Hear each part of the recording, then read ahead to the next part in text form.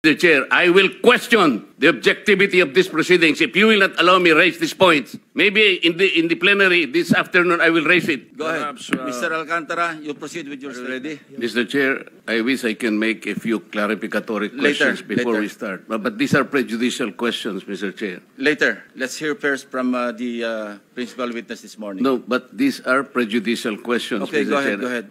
Foremost to my mind, Mr. Chair, is the integrity, the impartiality, and the objectivity of the proceedings of this committee. Mr. Chair, you were interviewed on Billionario Channel by Miss Pinky Webb. Basahin ko po, sabi niya, Senator Ping, para sa inyo, sino ba ang sabihin natin worth it or dapat na ikonsidera na state witness na ipasok man lang dito sa Witness Protection Program? And you responded, at this point between Diskaya and Bryce Hernandez. Mr. Chair, question is, does the chairman has the prerogative or the right to make judgment? No, that's my perspective. No, that's my personal opinion outside of the hearing or outside of this hall. So don't question my opinion. I am not questioning your opinion, Mr. Chair, but you are the chairman of this committee. Anyway, let's proceed with the You are not interested in the prejudicial question that I am going to raise, Mr. Chair? Go ahead, you raise your Kaya nga sinasabi ko sa inyo an investigator, we are investigating. Away kagad tayo rito. Mr. Chair, we are